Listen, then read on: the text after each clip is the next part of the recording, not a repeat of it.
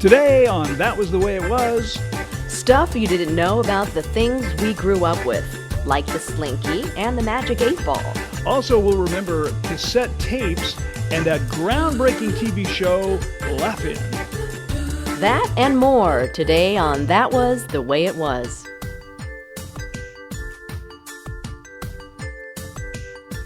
Hey folks, I'm Bob Bates, along with Lauren Liebowitz here in Los Angeles. We're just a couple of baby boomers, remembering how things used to be in the old days.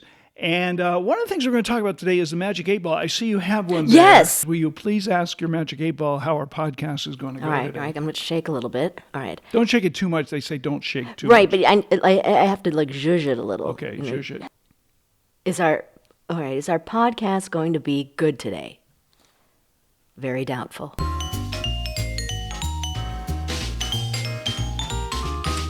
How about we talk about the Slinky? Slinky. I love a Slinky. Right? Yeah, I had one or two of them growing up. I know, I had one.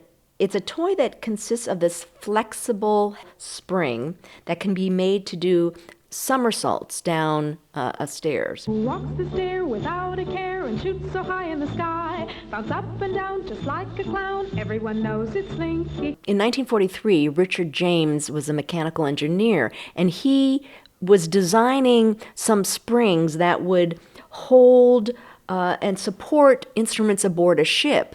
But in so doing, the springs fell. But instead of just falling, they landed back on themselves. So the guy sort of began looking at this spring that he was using and realizing it's got some interesting properties that he didn't notice before. Exactly. That might be fun to do something with. Exactly. He experimented with different types of wire over the next year, and he finally found one that would walk. I'm sure it has a lot to do with the specific width of the metal, the exact size of the coil, the helical coil, and just how many circles there are. I understand there are 98 circles in a Slinky, so maybe if you had more it wouldn't work, or if you had less it wouldn't work. I'm sure it's all a mathematical It's all thing. mathematical situation, of Sure. course. Well, you know, Richard James' wife, Betty, was also in on this project when they decided to make it a toy. And so she discovered the word slinky in the dictionary to mean sleek and graceful. So they got a loan, $500 loan, and they made 400 units of this toy. But it didn't go very well at Really? all. They couldn't sell it? They couldn't sell it. It wasn't until Gimbel's department store said, oh, okay, why don't we take this on and have a display of seeing the toy in action. So they actually had an inclined plane, and it became very popular, and it sold, boom, like that in 45 minutes. I understand they didn't want the price to be too expensive. They wanted all kids to be able to afford them. They were originally $1, right? Right. And they right. never did get very expensive. I mean, at their highest point, I think they might have been $4. The presentation, if you remember the box, it was a plain cardboard box that had a picture of the Slinky on the front side. And so when you opened the top of the box and took out the other sleeves of the box, there was the Slinky in the middle, and you would kind of, you weren't sure how to take pull it, it how out. to pull it out. Do I You pull pull from it the out, top? pull it Yeah. out from the top. And how do I get the whole Right. thing out? Yeah. So it's kind of like the excitement of opening something. You're not quite sure what to make of it, and it keeps you entertained and amused for so long. And they also came up with other plastic material, which didn't go over as well as the Slinky. Yeah, I didn't like the plastic ones. Kind of cheap looking. Cheap, A little cheap. Cheap. And the action wasn't as good. There was something about the sleekness and of the metal coil that and the way it sounded when it would move, that was a beautiful piece of machinery. But when they made it out of plastic, it just sounded clacky and kind of cheap, and I don't think it worked as well. Do you know that they made other Slinky items? They made a Slinky dog. Yeah, the Slinky dog. Yeah, that was a big character in Toy Story. Yes, in yes. Toy Story 2, yeah. Yeah. But the animators of Toy Story revamped the original Slinky in creating the Slinky dog to kind of match the other toys in the movie. Oh, I see. To And make it a little more give it a little more character. And it sold, that version of the Slinky dog was so popular due to the to Toy Story. I understand that the idea for the Slinky dog actually came from just a regular citizen who wrote in and said, hey, here's an idea. You could use your Slinky and make a long wiener dog and put a front end and a back end. Wouldn't that be funny? And they decided, sure, why not? They ended up paying this woman $60,000 or $70,000 a year for the rest of her life because she came up with this idea. Wasn't I know. that nice? I think we need to come up with ideas that sell. All right. So that's the story of the Slinky.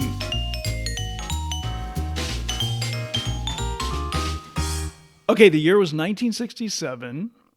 I was in 8th grade, and it was Christmas morning, and I come down the stairs, and I open my first present, and it's a plastic box, a little plastic box, and I don't know what the heck it is. And I open the plastic box, and inside the plastic box is another little weird plastic box with 2 holes in it, and it says it's a cassette.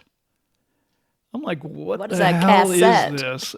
And my parents, I looked over at my parents and they go, oh, no, you weren't supposed to get that first. So you got to give them the other thing, which was, of course, a cassette recorder, my first cassette recorder. So this was 1967. And what was the first thing you recorded? Oh, I started recording things off television. That's what I primarily used it for. The compact cassette was developed by Philips in Belgium and was introduced in 1963. You didn't have to be tech-oriented to be able to record a conversation or record things, family discussions or whatever you wanted to do. So for kids, it was just like magic. And I just loved mine. So you had the portable mic that you would plug. Oh, yeah, there's a mic, that a you little plugged mic. it, right? Yeah. You pretend like you're on TV. Exactly. It was so super exciting. The next major innovation for cassettes was the Sony Walkman, which came out in 1979. Do you remember your first Walkman? I had a Walkman, a Sony Walkman. Yeah. Do you remember what was different to you about the Walkman that you didn't have in previous experiences with music and listening to music? What was It was on the go. It was you could take it on the go. Right. And it was in stereo. Stereo, that's the magic word right That's there. the magic word. And I think the stereo just really, you felt like you were in the middle of the performance when you had those on. So you could be out in traffic or walking down the street and you felt like you were separate. But it was bulky. You had to hold it and walk with it. Well, we didn't think it was bulky at the time. We thought it was so small. And we had clips. We could clip them on our belts. Right, yeah. But I miss them. I do miss cassette tapes. I had a whole collection. They were kind of expensive when you could buy the pre-recorded tapes. They cost more than they ought to, I thought. Did you ever get a mixtape? Did a boyfriend ever make you a mixtape? Yes. Yeah, I still have mine. Well, that was something you could do with cassettes. You could make your own tapes by recording from one deck to another deck and put all your favorite songs on one tape. So you only had to listen to just your favorite songs, not everything on the album, which was a new experience for people. Mixtapes. Those were fun. No, those were fun. I still have them, and it's hard to find. I still have a boombox that I can put a tape and a cassette in, and it's a radio. You mean a cassette and a disc, compact disc? Compact disc. Yeah. I remember recording songs off the radio originally, and the DJ would say, "And now here's our next song," blah, blah, blah. And I go, "Shut up," because I wanted just the song. So I finally he'd stop talking, so I could hit record play, and but I would miss the intro because the DJs would always talk over the intro, which infuriated me. Did you ever fix a cassette with a pencil? All the time. All the time. I know, they would break. Well, they're gone now, but we have fond memories of the cassette.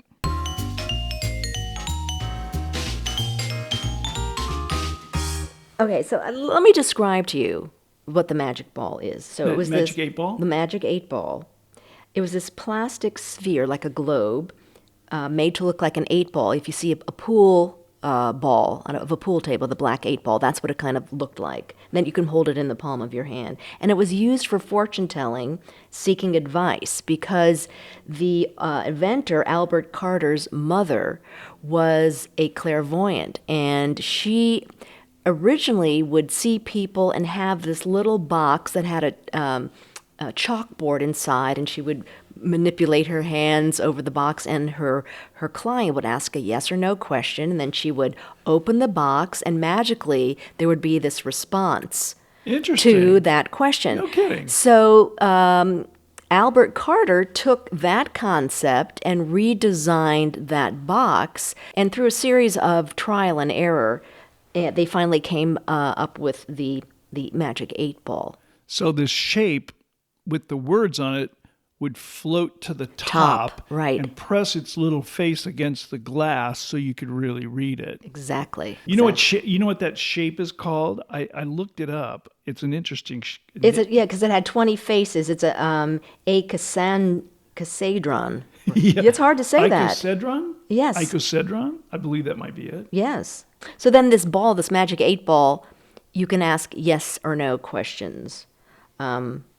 And the user would just shake the ball, not necessarily, like we mentioned earlier, shake it too much because there would be little bits of residue in there that Bubbles. You would make bubbles and then you couldn't see around the outside. Exactly. But you would just turn it over. Simply turn it over. And then you would get a series of answers. I always thought they should have had a sarcastic Magic 8-Ball. I think it's not too late. We could do it. Why did they never do that? Or why couldn't somebody take one apart or make one where it's like saying, you got to be kidding me? What are some of the possible answers you can get? It is certain. That's a good one. It is certain, yeah. Yeah, certain, without a doubt. That's really, let's keep going. And yes, definitely. Yeah. Right? Sure. Non-committal reply, hazy, try again. That is just that's weak. It's weak. That's weak. Yeah, it's so weak. Or ask again later. What did you take, a coffee break? Yeah, that doesn't. That doesn't work. Not good. Or this is my favorite. Cannot predict now.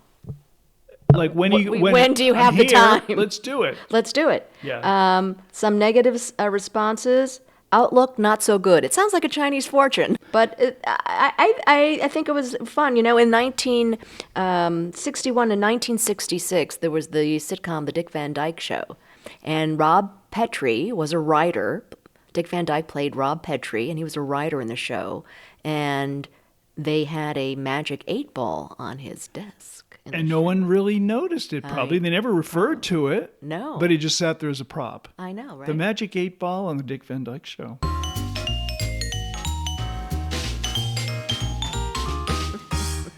All right, now let's move on to one of my favorite shows growing up.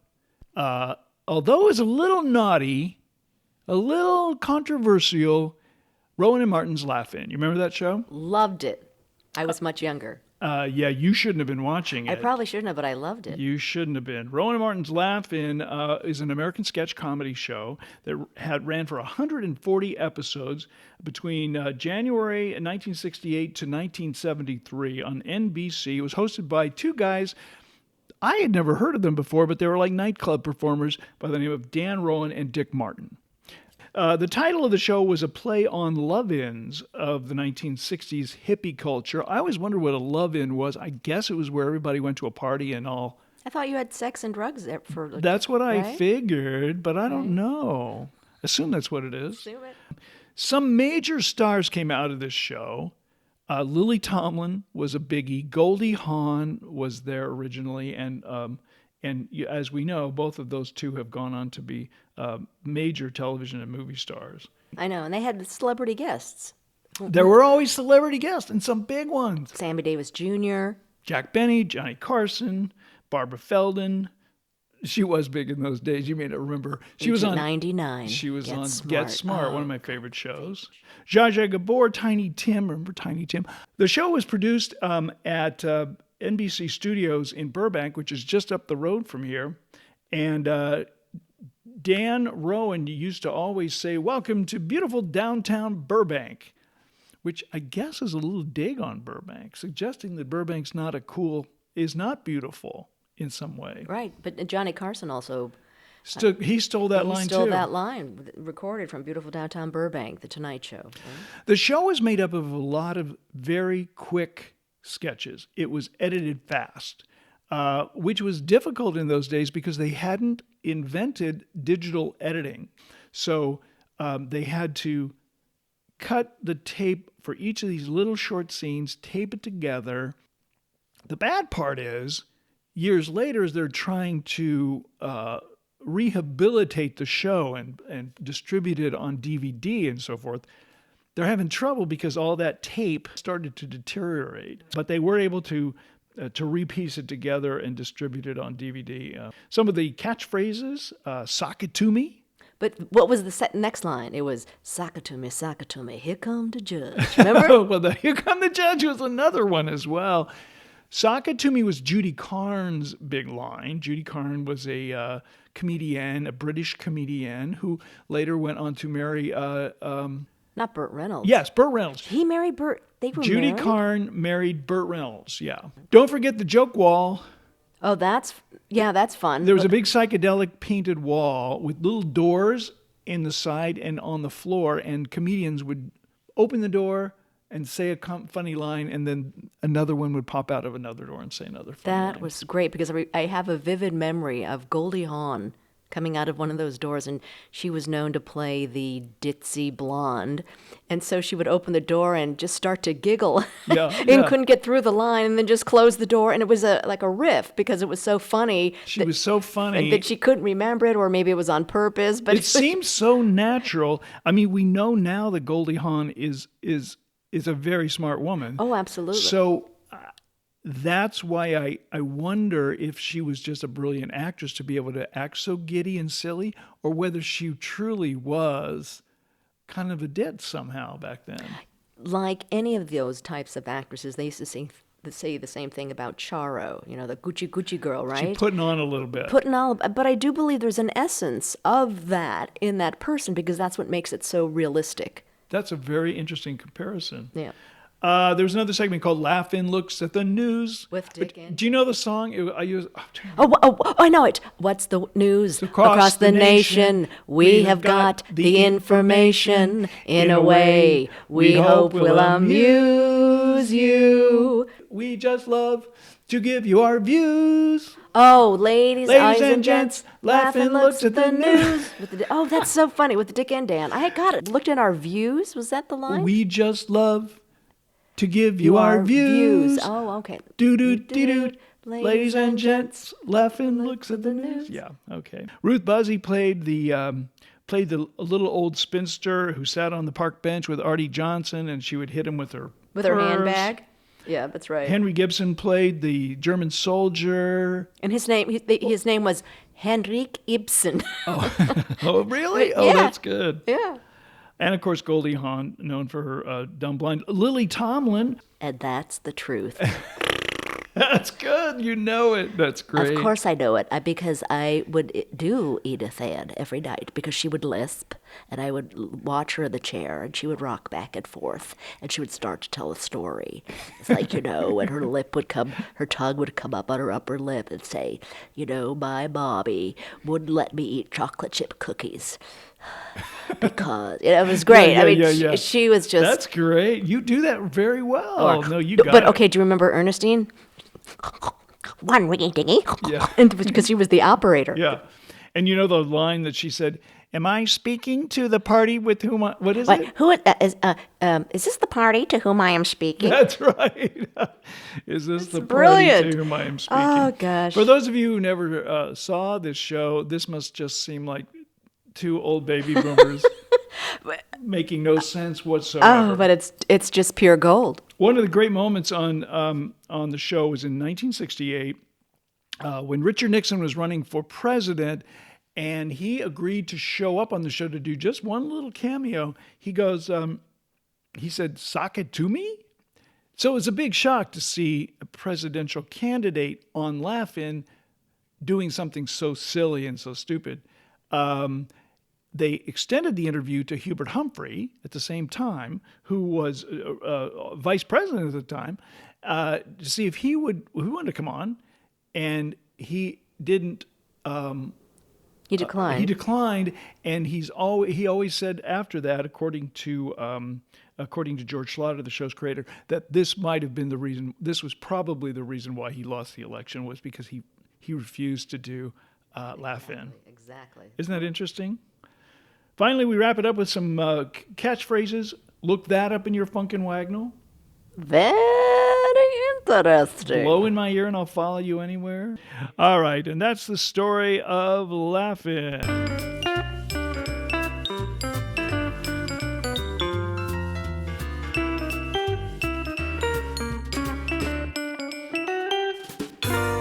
Okay, well, it's time to wrap things up with a quiz, as always. And this week we're focused on the 1970s.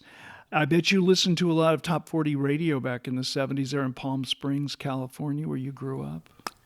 Yeah, the radio was hot. Yeah, you were out by the pool. Oh, you remember. Slathering up with your Hawaiian Tropic. Hawaiian Tropic and listening to some tunes. That's how I rolled, yeah. All right, well, today we're going to find out how well you remember these one-hit wonders from the 1970s. All right, I need my support team on this one. Okay. I'll describe the song and the artist, and you give me the title. We're going for the title. The title, Now, okay. this week, when you think you know it, just say, I got it. I'm going to read the rest of the question, and then I'll ask you for the response. All right. All right, here we go. This song is about a sailor and a barmaid who fell in love with him. This 1972 hit by Looking Glass features the line, "You're a fine girl, what a good wife you would be. Yeah, your eyes could steal a sailor from the sea." Oh, I got it. What is it? You're gonna, na.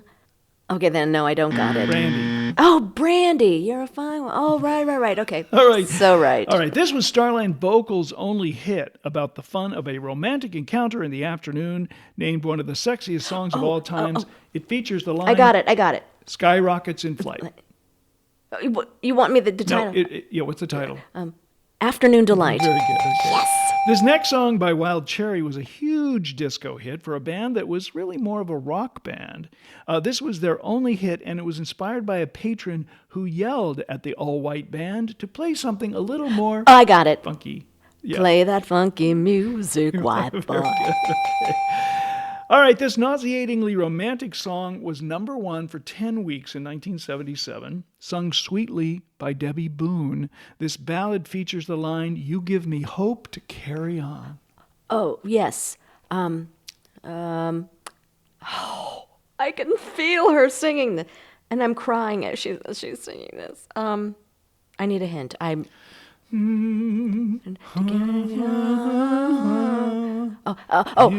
Give me room to carry on.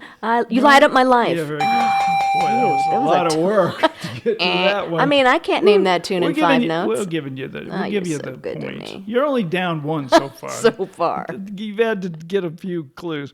This next song from the summer of 1970, oh, you were just a little baby then, was a big hit for a guy named Mungo Jerry. It featured the horribly inappropriate rhyme, "If her daddy's rich, take her out for a meal. If her daddy's poor, just do what you feel." I can't think of the name, but yeah. In the summertime. When the winter's That's it. out. In the Oh, in the summertime. summertime. All Okay. right. Okay, so next, one of my favorite songs from 1974 by the Hughes Corporation.